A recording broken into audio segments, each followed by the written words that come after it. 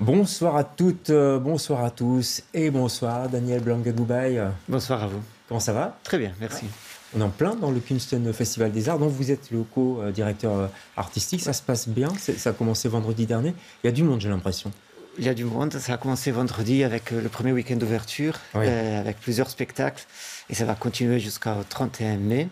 Et pour l'instant, ça va très très très bien. Tant mieux. Ah, en plus, vous avez le beau temps avec vous parce qu'il y a aussi des spectacles en extérieur. Tout à fait. On va en parler, et même du cinéma en plein air. Trois petites questions pour commencer, Daniel, si vous le voulez bien. Je vais vous demander de répondre un peu du tac au tac. Si vous étiez, Daniel, un lieu sur la Terre ou un pays, vous seriez quoi? Un pays, je pense la Méditerranée. Donc, la Méditerranée en général. Comme espace entre plusieurs pays. Je pense D'accord. comme confluence de plusieurs langues. Pas mal. Belle réponse, je trouve. Si vous étiez une discipline artistique, au choix. J'aime beaucoup différentes disciplines artistiques. Oui, il faut choisir. Je pense que je choisirais la danse. Ouais. Pour sa capacité je pense, de transformer les corps et de pouvoir toucher quelque chose que le langage n'arrive pas parfois à toucher. Ouais. Il y a énormément de spectacles de danse, on va en parler. Tout à fait. Mais pas seulement. Et si vous étiez un spectacle qui vous a marqué, un spectacle qui reste gravé chez vous, ce serait quoi? Mais je vais vous dire Brotherhood de Carolina Bianchi qui a ouvert le festival. Ça, c'était il n'y a pas longtemps. Non, il n'y a pas longtemps, mais c'est juste que... ça vous a... Ouais. Je suis sorti du spectacle avec l'impression que c'est un spectacle à l'avenir va rester avec moi. Et donc, je peux dire que ça m'a vraiment touché. On peut rappeler le titre? C'est The Brotherhood de Carolina Bianchi. Ok, on l'aura à l'œil pour les prochains spectacles. En tout cas, vous êtes ici pour parler du Kunsten Festival des Arts et vous êtes l'invité, Daniel, de LCA, ce soir.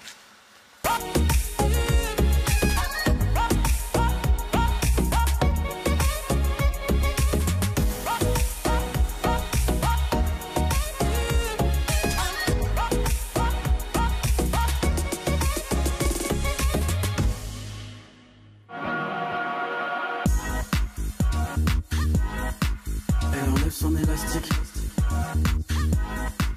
J'ai ma main dans ses cheveux. Nous sommes sans le plastique. Ça nous rendra plus heureux. Elle enlève son élastique. J'ai ma main dans ses cheveux. Ligne en plastique, mais y a que de l'eau minérale dedans. Gros, je débarque sur la piste. Comme d'hab, je suis expert en mouvement. Donc bien évidemment, cette fille me demande tu t'appelles comment. Je la regarde et je souris en la fixant comme un enfant. Mais bizarrement, elle me demande si je vends de l'ecstasy. Sorry Naomi, non ça c'est fini, je bibique mon énergie. Donc on se retrouve sur le dance floor, on est heureux, on s'aime tellement fort qu'on pourrait déjà mourir. Donc je détache l'élastique qui nous sépare. Meilleur souvenir c'est ma main dans ses cheveux. Avec elle, je veux le faire sans le plastique. Redevenir sobre, c'est pas facile. Elle veut qu'on prenne des acides, qu'on fasse de l'argent rapide. Avec la coque, les extasies. Maintenant je fais honnêtement, donc tu peux sortir de ma vie. Elle veut qu'on prenne des acides, qu'on fasse de l'argent rapide. Avec la coque, les extasies. Maintenant je fais honnêtement, donc tu peux sortir de ma vie.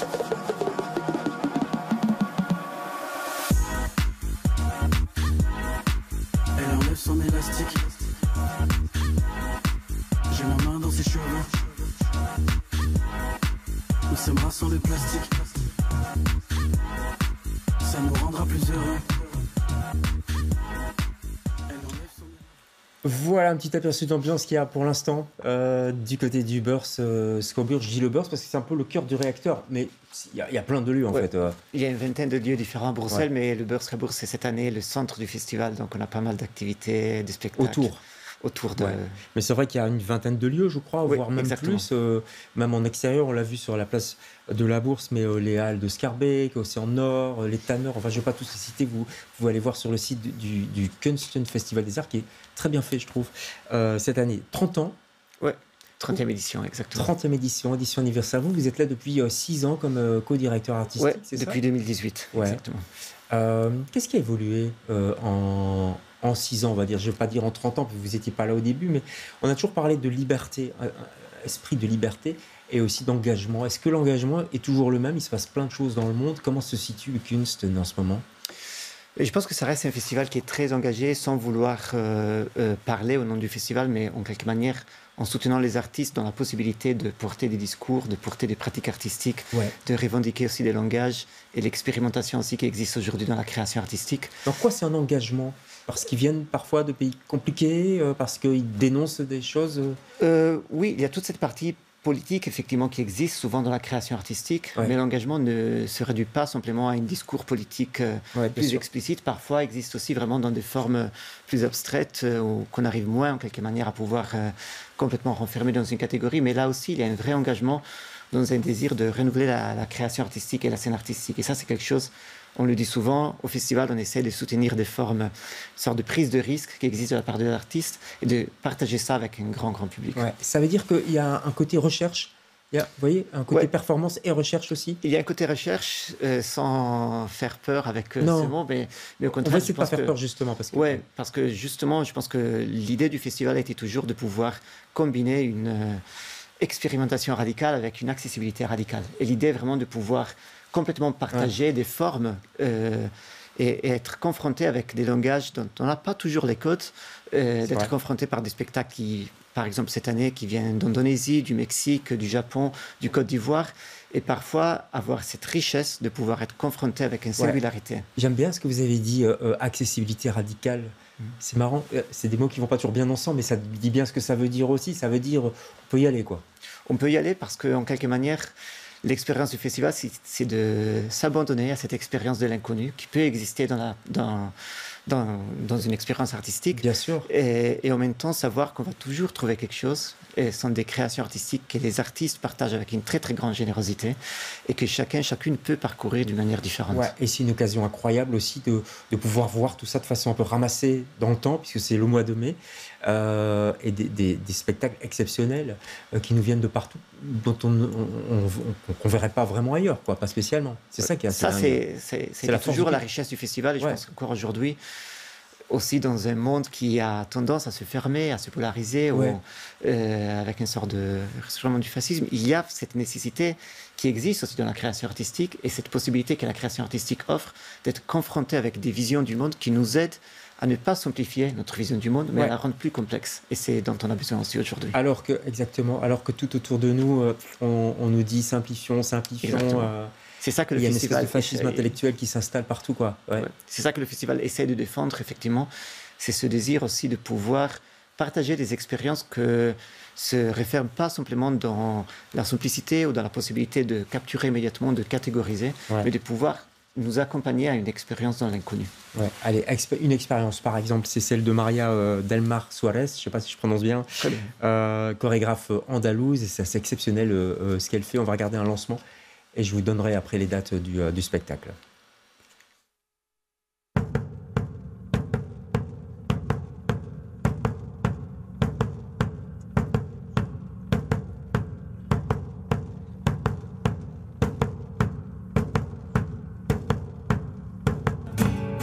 Rocío, señora, pastora que alumbra el camino, la luz de mi aurora, lucero que ilumina el tiempo de todas mis horas. Al monte será siempre el reino donde te corona. Rocío, señora, pastora que alumbra el camino, la luz de mi aurora, lucero que ilumina el tiempo de todas mis horas. Al monte será siempre el reino donde te corona. Alors là, c'est sans doute filmé au fin fond de l'Andalousie, j'imagine. Vu l'herbe sèche, mais on pourra la voir bien sûr sur la scène de la Balsamine. Elle joue la Chachi. C'est qui la Chachi? Donc Maria Delmar Suarez, c'est le nom, et la Chachi c'est son nom d'artiste. C'est une chorégraphe, danseuse qui vient de la scène du flamenco en Andalousie, à Malaga, et qui en même temps a mélangé plusieurs langages. Elle vient du crump et du flamenco. Elle a commencé à mélanger ces différents codes. C'est hybride en fait. C'est hybride, et c'est ça la force du spectacle qu'on va présenter. Dans le titre, c'est Los Inescalables Alpes. Et c'est la première fois que la Chachi vient à Bruxelles, comme la plupart des artistes qu'on présente au Kunst Festival des Arts. Et c'est un peu en lien avec ce que je disais avant. Ça veut dire que c'est une expérience assez unique parce qu'on ne comprend pas si on est en train de voir un concert ou un spectacle de danse. Il y a vraiment un voyage entre la musique et la danse. La présence de la Chachi qui rentre progressivement sur scène. Et elle a une force incroyable. Et sa force, c'est justement de garder la tradition du flamenco et de le déstructurer en même temps. Ce sera à la Balsamine du 24 au 26 mai. Réservé. Alors quand je dis réservé, oui, il faut réserver. C'est souvent complet les spectacles du Kunst, parce que preuve que ça marche bien. Mais vous dites, il faut quand même essayer d'avoir des places. Il faut quand même essayer. C'est possible. C'est quand même possible. On a plusieurs systèmes. Donc c'est vrai que plusieurs spectacles du festival sont complets. Il y a quand même deux systèmes. Il y a la possibilité sur le site du festival. Il y a ce qu'on appelle un ticket alert. Ça veut dire qu'il y a la possibilité de cocher un bouton pour pouvoir recevoir un mail au cas où certaines places se libèrent. Et il y a aussi la possibilité, en parallèle, de venir sur place, d'aller devant, par exemple, à la Balsamine, 1 heure avant le début du spectacle. Il y a toujours une liste d'attente. Il y a souvent une manière de trouver un ticket ou deux pour pouvoir quand même encore rentrer voir ces spectacles. Ouais. Au-delà de réserver, j'ai l'impression que le Kunst, pour bien le savourer, il faut se laisser un peu aller. Il ne faut pas avoir de préjugés sur ce qu'on va aller voir. Vous voyez ce que je veux dire? Donc, en gros, on est dans la danse, dans le théâtre et dans les arts visuels. Hein. C'est les trois grands pôles. Mais faut y aller, quoi. Faut dire, j'ai envie de ça un peu, je ne sais pas trop ce que c'est, mais j'y vais. Tout à fait. Je pense que, comme je disais avant, c'est un peu cette expérience de s'abandonner, d'ouvrir en quelque manière le regard vers quelque chose qu'on sait que va probablement en quelque manière nous accompagner au-delà de notre zone de confort par rapport à ce qu'on connaît de la scène artistique. C'est ça qu'on cherche aussi au festival, c'est effectivement d'accompagner cette expérience qui reste une expérience assez magique, de perdre un peu de repères par rapport à ce qu'on connaît déjà et de pouvoir élargir notre vision, soit de la scène artistique ou du monde, ou de certaines régions du monde. Et donc, effectivement, ça demande ce désir cette disponibilité, quoi. Hein, tout à fait, que moi-même, je dois faire au moment où je rentre voir le spectacle. Bien sûr. Vous les avez choisis comment, les spectacles? Parce qu'il y a énormément de demandes, j'imagine, chaque année. Oui, et on voyage beaucoup, on fait beaucoup de recherches. Mais les deux critères principaux, ce serait quoi? Mais je pense que, comme je disais avant, à la fois, il y a un désir de soutenir des projets qui sont en train de prendre des risques, dans lesquels les artistes ne sont pas simplement en train de reproduire des choses qui existent ou qui sont déjà très solides dans leur pratique, et ça peut arriver à des artistes très émergents ou établis, d'arriver à un moment donné à vouloir rebasculer en quelque manière leur eux-mêmes prennent des risques, genre William Forsythe, des gens comme ça. Exactement. Eux-mêmes des risques.